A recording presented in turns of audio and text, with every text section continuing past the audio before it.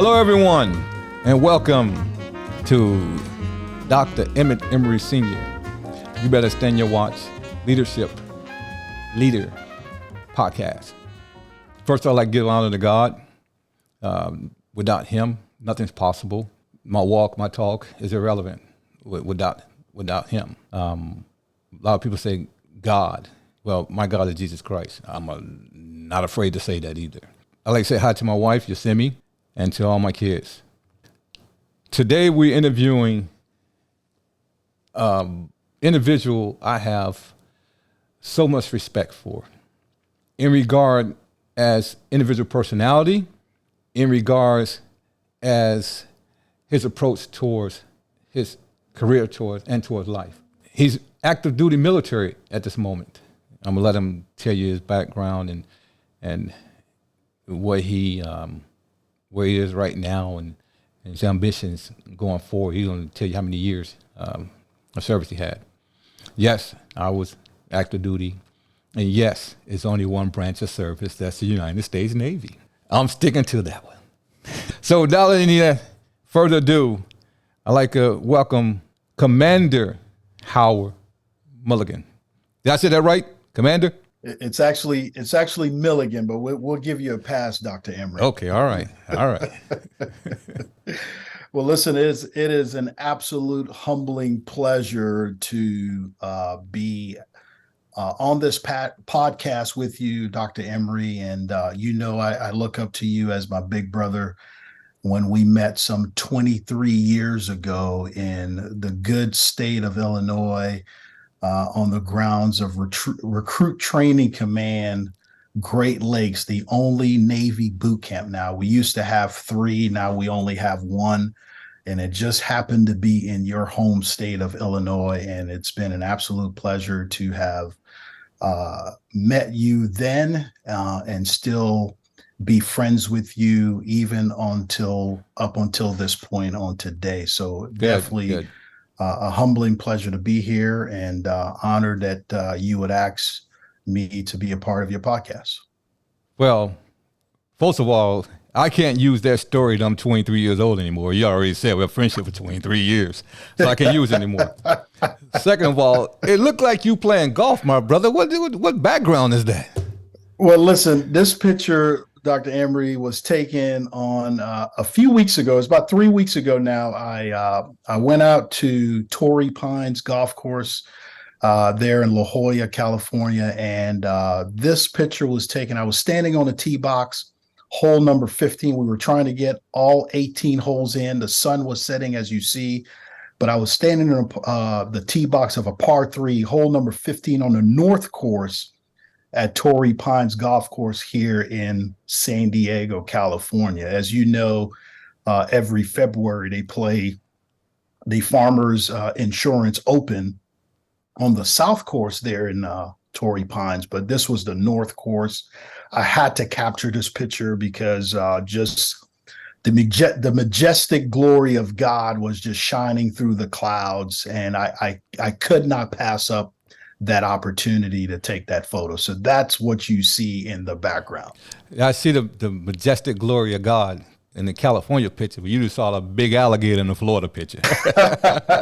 Well, listen, I've learned that if I'm going to play in Florida, which I have, that I stay away from alligators, so they can stay away from me. So I am a huge Florida Gator fan. That's the only alligator that I follow. So Howard, tell my audience a little bit about yourself. Tell my audience who Howard Milligan is. Well, listen, my name is Howard Milligan. Yes, I happen to be a commander in the United States Navy, been serving for 34 years. I'm also an ordained minister with the Church of God out of Cleveland, Tennessee. Married to my beautiful wife, Kim, of almost 30 years. November 27th of this year will be 30 years.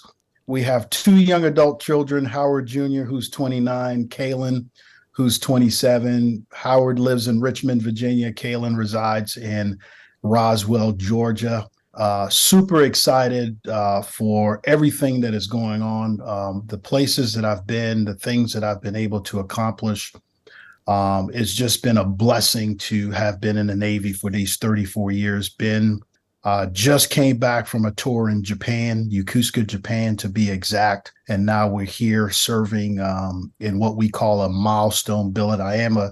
They call us supply officers for the civilians. We are logistics officers, but I am the supply officer on board the USS Tripoli LHA 7, which I've been on board now for roughly 2 months. So super excited. Because you have to be selected by a panel of senior supply officers to have this opportunity that I have, and it's one that I do not take lightly.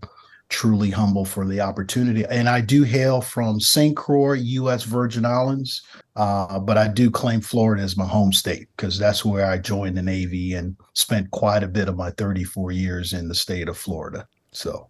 Now, your position as a supply corps officer, a SUPO, that's equivalent to what I do as a director of operation in civilian setting.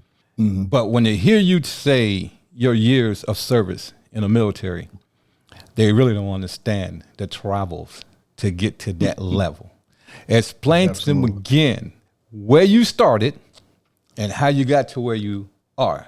Because the individual who were enlisted in the Navy or officer in the Navy, when they hear what you say, they understand why you're so highly respected. Well, Dr. Emery, I have the privilege. I joined the Navy in June of 1989. Whew, I wasn't even born yet then. Listen, I went off to boot camp on June the 26th, 1989, there in Orlando, Florida, when we did have basic training in Orlando, Florida. Again, as time will not as an E1. Yes, I was an E1. And then over the course of time, promoted through the ranks.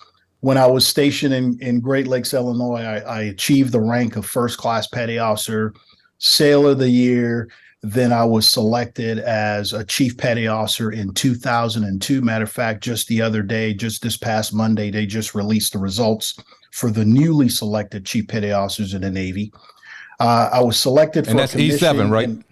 That's the rank of E7. So you went from E1 to E7. And it's not just a jump. You got E1, E2, E3, E4, E5, E6, and E7. Absolutely. And the highest enlisted is what? Is an E9. E9. So you was two steps away from the highest enlisted before you did what? Before I commissioned as a what we call a limited duty officer. So basically, we have several opportunities to earn a commission in the Navy. And one of those is via the limited duty officer program. So basically what the Navy does is the Navy gives individuals such as myself an opportunity to earn a commission based on your performance over the years.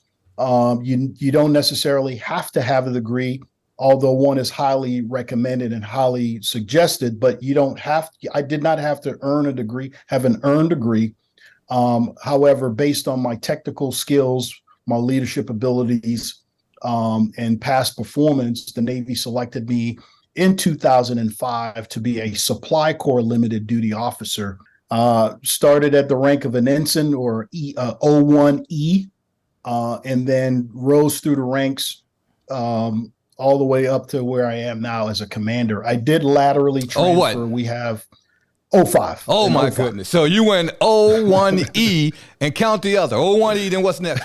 And then O3E, and then they stopped using the E when you make O4, which is lieutenant commander. And then now I was selected back in 2020 to be a commander, and then selected in 2022, which was last year, to what we call commander milestone. And basically, we have opportunities as O5s in the Supply Corps community to serve on board large amphibious assault ships, such as where I am now on the Tripoli, hospital ships, aircraft carriers. So you're real modest. You're very modest about your accomplishment. I'm going to say it again. E1, E2, E3, E4, E5, E6, E7.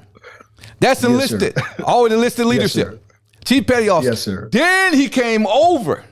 He crossed that fence. He wasn't there looking over the fence anymore. He crossed that fence. 01, 03, 04, now he's 05. The highest you can go what as an officer? Oh, what? For me, because of my years of We service, ain't gonna talk about that. Just tell me how you supposed to go, because you could probably get that anyway. well, for officers in our community, we have the highest you can possibly go as an officer in the supply corps is a 2-star admiral or a rare admiral, which is an '08. But that's the opportunity that we have in the logistics communities. You have other officer communities that can achieve the rank of admiral, which is a 4-star. If you are served in the Air Force or the Army, they're called generals. In the Navy and the Coast Guard, we call them admirals. So you went all the way up to 2 positions left enlisted, and you're all the way up right now. They haven't stopped yet, because you're still active. Mm-hmm. Absolutely. To the 3 highest level. Wow. Mm-hmm. You see, I'm celebrating you. I can't celebrate myself on this, but I'm celebrating you right now. Well, Dr. Emery, we appreciate it. And for me, coming from humble beginnings in the Virgin Islands, my mom moved us to the state of Florida when I had about 2 more years left in high school. My mom wanted a better way of life for us, so she moved us to Florida from the Virgin Islands, and to give us opportunities for a better way of life. And for me, I've learned that we have people that celebrate us, and we ought to celebrate ourselves. However, I think that we have more impact when we're humble about our accomplishments, right? Yeah, yes, they may come up in conversation because folks are always interested when you start talking. They're always interested to see where you came from, and the wow factor is there when you start communicating and you start telling folks, hey, this is where I started and this is where I am now.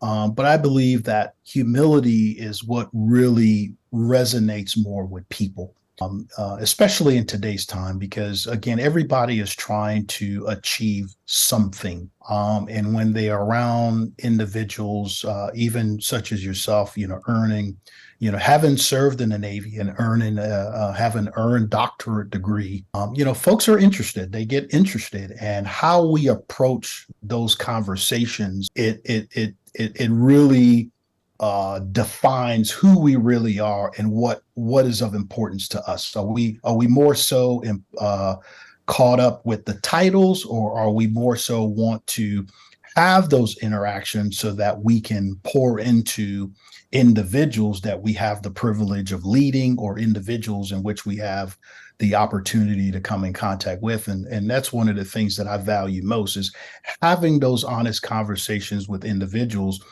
and let them know that, hey, the sky is the limit. You just have to put in the work. Now, you mentioned you mentioned 2 key words.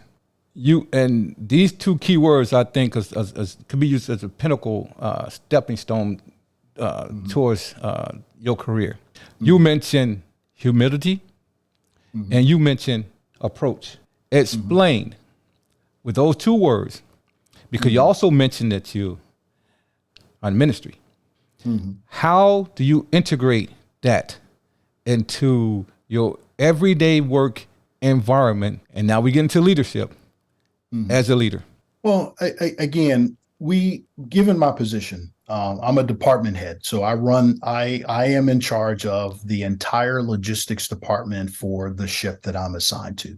And again, I have upwards of about a couple hundred people that's under my charge, under my purview.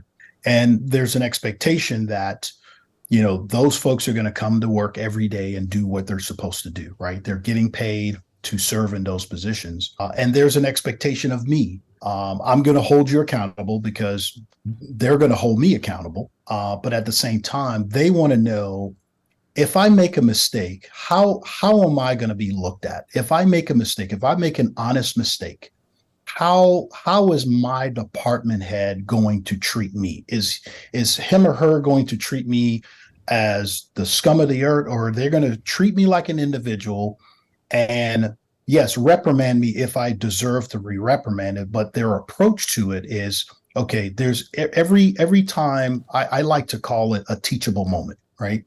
Every interaction with me, I desire for it to be a teachable moment.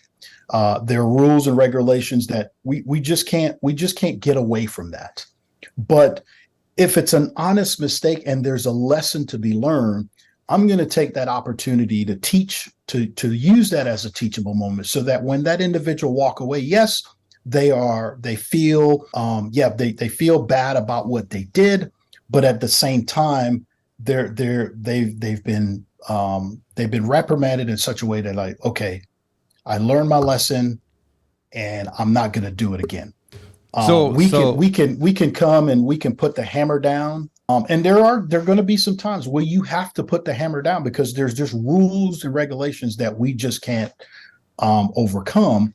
And then at the same time, to add on to the second part of your question, as a minister, my job is to tell people how to live a better life. But how can I tell them that if I'm not living the way I'm proposing to them to live? So I have to demonstrate it in my actions, with the understanding that, yes, there are rules and regulations that we're governed by, and we're going to stick to those rules and regulations. But at the same time, I'm going to make sure that you understand that you are a human. You're somebody's son, you're somebody's daughter, and I'm going to treat you as such. So are you in complete alignment with the people around you who matter most? I won't call it alignment, Dr. Emery. I would call it more buy-in, having the buy-in from those that are around me, that matters most, right? Because those individuals around me, as long as I have them bought into where we're trying to go and how we're trying to get there, having their buy-in, it brings everything into alignment. But if I don't have their buy-in, then there won't be any alignment. So I would use the word buy-in, having the buy-in from those around me that matters most. And then it allows everything to come into alignment, because now everybody understands where we're going and how we propose to get there. See, but with you, your role is pretty much difficult, because not only do you have to have your officers buy in, you got to have your senior enlisted leadership buy in, you got to have your middle management team buy in. So how you communicate to your officer leaders, how you use / display effective leadership skills to the enlisted members?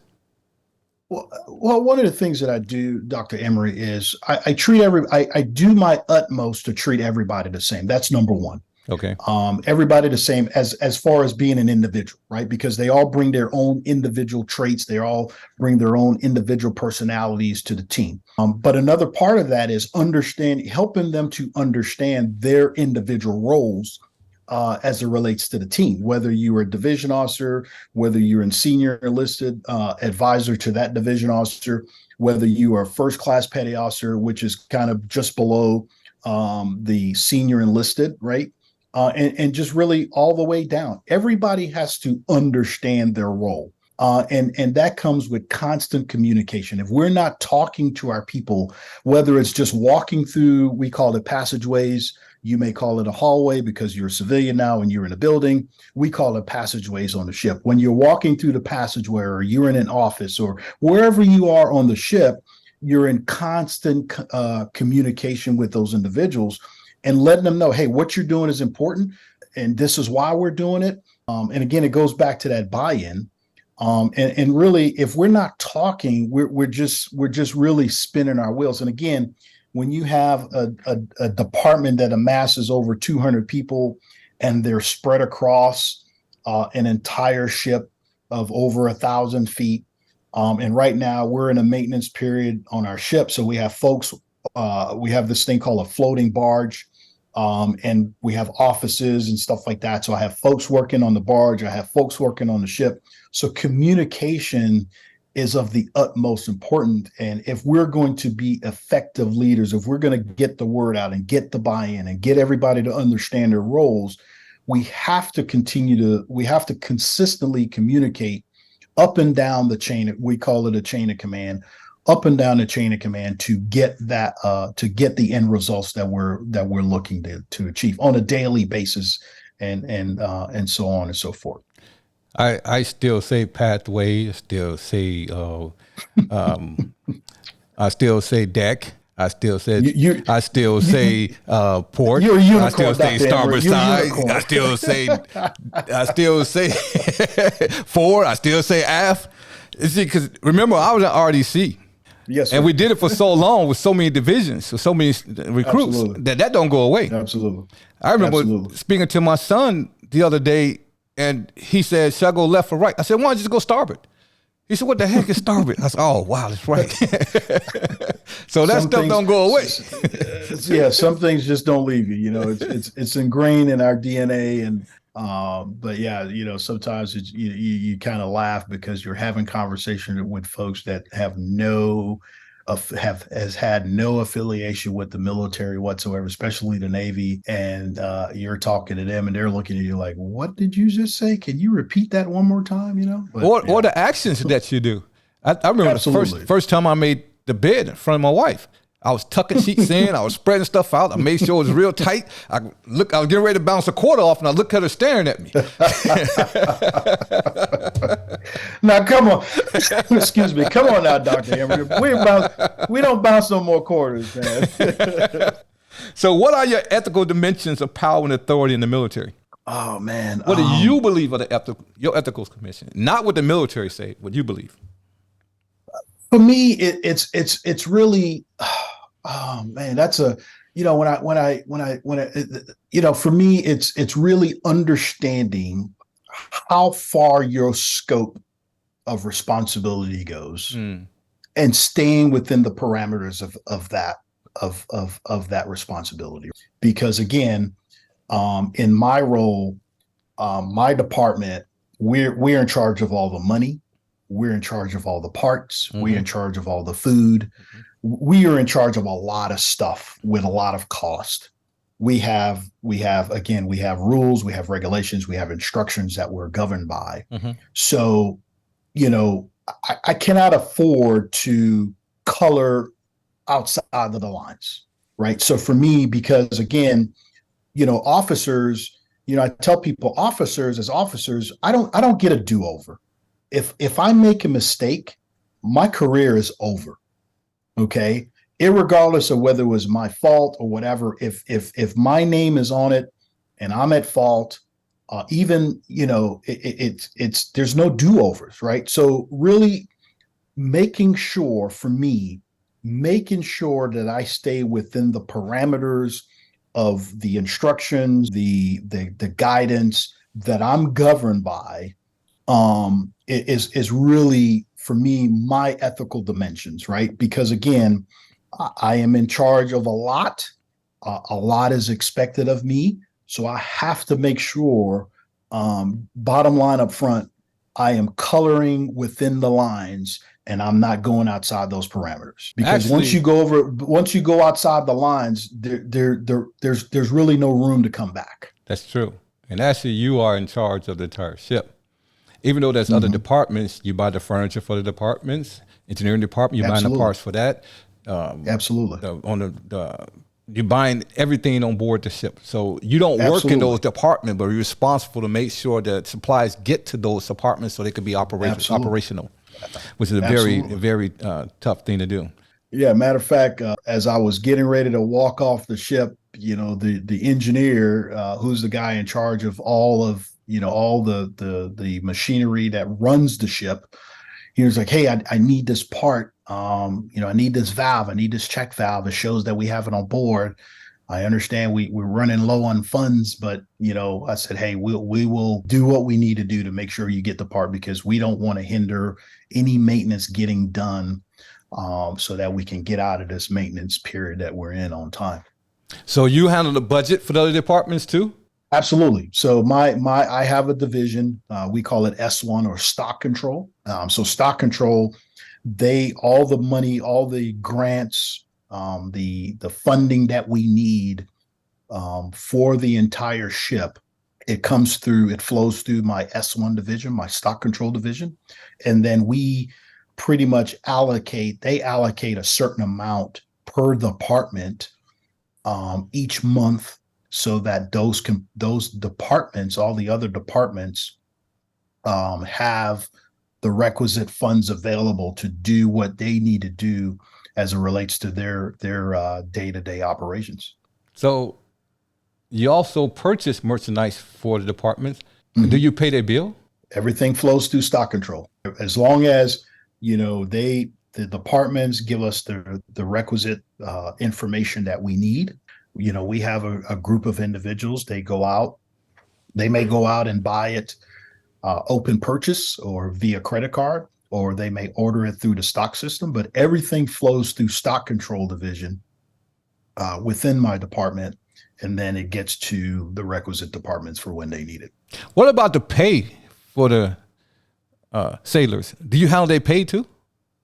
So I have a dispersing officer or a pay officer who works alongside an individual from the admin department and making sure that the individuals, when they check on board, all their pay, everything, all their allowances, what they're entitled to, all that stuff, that my dispersing officer oversees a lot of that in collaboration with an individual from the administrative office. So what if I want to mail something off board ship? Do you handle that too? We handle mail service as well too. If it's a quality of life, we call it quality of life, right? So food, mail, everything from, we handle, if you forgot your shower shoes, or you forgot your deodorant, you forgot to pack your t-shirts that you need for your uniform, we have a division within my department that handles all that stuff. We have a mail division. We have we call it a ship store, but it's like a mini mart, a small condensed Walmart, for lack of a better word. And we handle that too. So you handle everything but underwear? We handle that too. What if I want a haircut? we handle that too. I want music on board ship. We don't do that. Oh, okay, all right. So if I want to sing, you won't give me instruments? If you buy it through more than likely the religious ministries program or a morale and welfare program, which falls under my department. So there are possibilities to get musical instruments aboard, as long as you have the requisite attention and folks really going to put it to good use. The point I was trying to make, Commander, mm-hmm. is that we know what we do. I say we mm-hmm. because once military, always military, especially when you go double-digit years. But a lot of time the civilian don't understand what we do. Everything mm-hmm. that you just said you did is incredible. Mm-hmm. I mean, you just named, 8, 9 different areas of expertise and mm-hmm. specialty areas that you mm-hmm. oversee. Mm-hmm. Oh, we handle the some of the lodging on board as well too, by the way. So now you're just showing out. Why you ask? I'm just saying.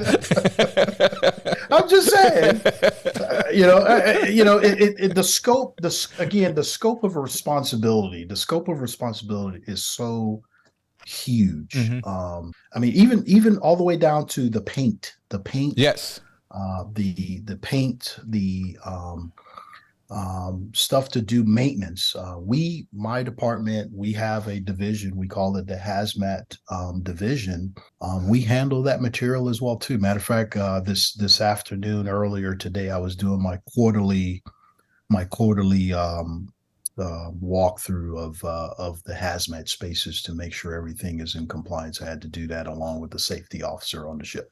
So is the morality of the leader a matter of what they do in the public role, or also their private life when not in that role? I believe it's both, right? Because again, how you carry yourself, how you conduct yourself when no one's looking is the same way you're going to conduct yourself if someone's looking. And again, folks are always watching. Whether you're in and out of uniform, someone is always watching you. And there's, again, understanding the expectations that comes with being a pretty senior officer in the military. The standards are high. But again, for me, it's a double-edged sword. I would use that terminology if I may, because I'm also an ordained minister. So there's an expectation to conduct yourself in such a way that it does not deduce your character. It doesn't deduce your witness, and your respectability goes a long way, because you are conducting yourself the same way you are in and out of uniform, the same way you are in public, the same way you are in private as well. So let bring forth and talk about that other hat that you wear, ordained minister. Mm-hmm. You also perform services in military establishments. You did it in Hawaii. Explain that. Japan. I mean, Japan. Oh my God, Japan. In Japan. Explain that. Well, so Dr. Emery, I've been an ordained minister now for almost 20 years, since 2004. I've been ministering since 1993, and every assignment, every duty assignment that I've had since my accepting of the call to the ministry, God has opened doors. God has made ways to minister His word, whether it's on a shore assignment or on a ship. And so I do everything that I can, again, to ensure that the way I conduct myself, the way I talk to people, it is in line with what I believe. It is in line with what I speak about, because again, the worst thing you can do is live one way, but then try to speak another. And I it's not something that I take lightly, because again, you are always being watched. But I'm grateful to God that every place that we have been since 1993, going on 30 years, or over 30 years, He has afforded us the opportunity to minister His word, to spread the gospel, to be a light, and to, again, allow people to understand that there's more to life than what they see, and then there's a better way of living their life that will put them in the position to achieve even more. Now, the most effective training to have or to use is leading by example.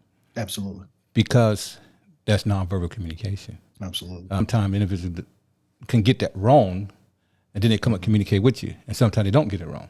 But you can be effective just by leading by example. So your actions speak louder than words, as they say sometimes. Now, the other hat that you wear is you recently became part of brotherhood. So now you a leader and active at work in the military, and you're a leader and active at work in a religious setting, because that's a job too. Now you have the leadership of brotherhood, because that's community service. So how you put that third hat on and make sure all of them stay on at the same time? Well, I think for me, Dr. Emery, all of it tell us what fraternity. Well, I am a part of the oldest and the coldest, the Alpha Phi Alpha Fraternity Incorporated, founded in Ithaca, New York, December 4th, 1906. I asked you to tell us about your fraternity, not the history. Well, if I'm going to tell you about the fraternity, I got to tell you about the history. Right? And congratulations. But no, thank you so much. Again, as we mature, for me, for me, it's been okay. I want to take it to another level, and I am somewhat on the tail end of my Navy career. Yes. And I want to continue to give back. I know I'm going to give back to the church. I know I'm going to give back to the community through the church. Let me say it that way. But I want to give back even more to the community from a different perspective. And that's why, for me, becoming a part of Alpha Phi Alpha Fraternity Incorporated was so important. And I chose that fraternity because of their credence of service and advocacy for our communities. Not just from a educational perspective, but also from just being a part of the community, giving back to the community, going into the schools, going into the neighborhoods, being a part of other organizations that are assisting the communities to rise to the occasion, to get the services that they need. And for me, it's really it plays all three. I believe comes into alignment because they're all geared towards some type of service. And we know that the scripture talks about if you want to be great, you have to be willing to serve. Yes. And so for me, it's a collaboration of all three. I'm able to balance it because they're all surround serving. Now I mentioned nonverbal communication, and I'm going to take you on this road. So you try to picture yourself as a young sailor, or even a medium E5, E6 sailor, looking at your history, E1, E2, E3, E4, E5, E6, O1, O3, O4, O5, pastor, part of brotherhood, supple, nonverbal communication. They probably want to be just like you at some point without even communicating with you, let you know that. So sometimes, I remember, our action speaks louder than words. We touch people that we don't even see. And that's powerful because you got a lot of men that serve underneath you, men and women. And I thank you for your service. Thank you for your service, Dr. Emery. But thank you. So what are the duties of the leaders to their followers? What do you think? Not just military, but civilian too. Well, the duties, I believe, of the leaders to their followers is, number one, really caring about the individuals, right? Caring about their well-being, from whether it's spiritual or financial, whatever it is, whatever matters to them, you care about that. Understanding that you're only going to get so far, because folks are only going to let you in so far.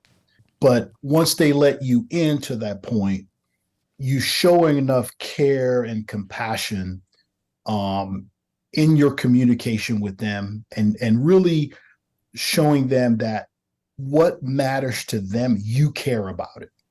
And then it's the other part of that is really just being that example, being willing to listen, being that example, being willing to listen to the individuals, right? Because oftentimes when we're in these positions of leadership, we want to do all the talking, but sometimes we learn, at least for me, I can't speak for everybody. So for me, I learn from my juniors. I learn from my subordinates because they are communicating on a different level than I am. And if we're true to being that prolific leader, we will listen and we will hone into what they're saying, because a lot of times what they're saying, it makes sense. Yes. And now what that does for me, what it does for me is, okay, now I have to either take a different approach, or now I've been given a different perspective. So with that different perspective, now I can take a different approach and still achieve the results that I'm looking to achieve. Because oftentimes, we want to, hey, you do it my way because I say that's the way you do it. But sometimes our way is not always the best way. And if we're listening to our subordinates, listening to those that we have the privilege of leading, we'll learn a lot, even about ourselves. I've learned a lot.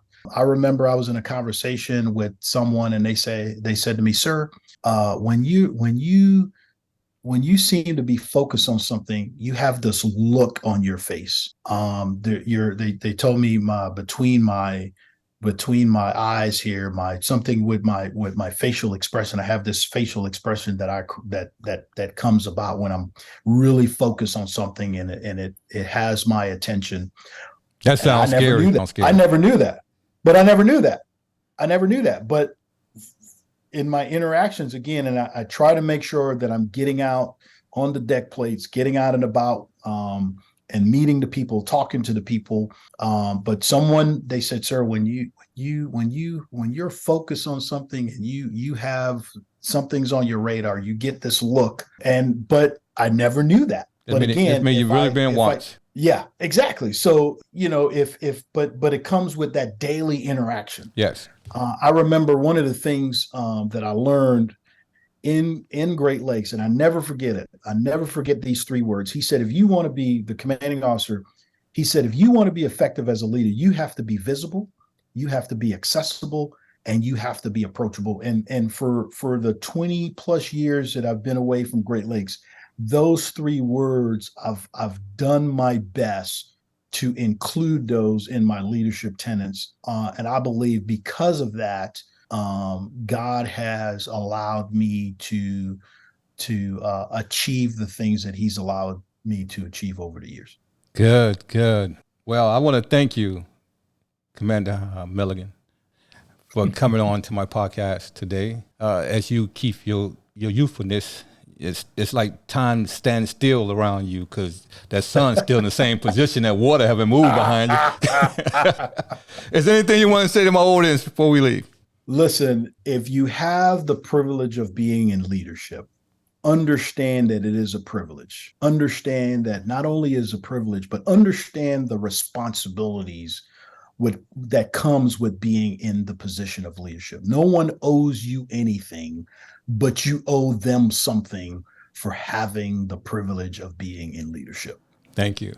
And before I go off the air, I want to say happy birthday to my youngest daughter, my baby, whose birthday is August 26th, and she called it her golden years. I thought 50 was your golden years, not 26. That's what I thought too.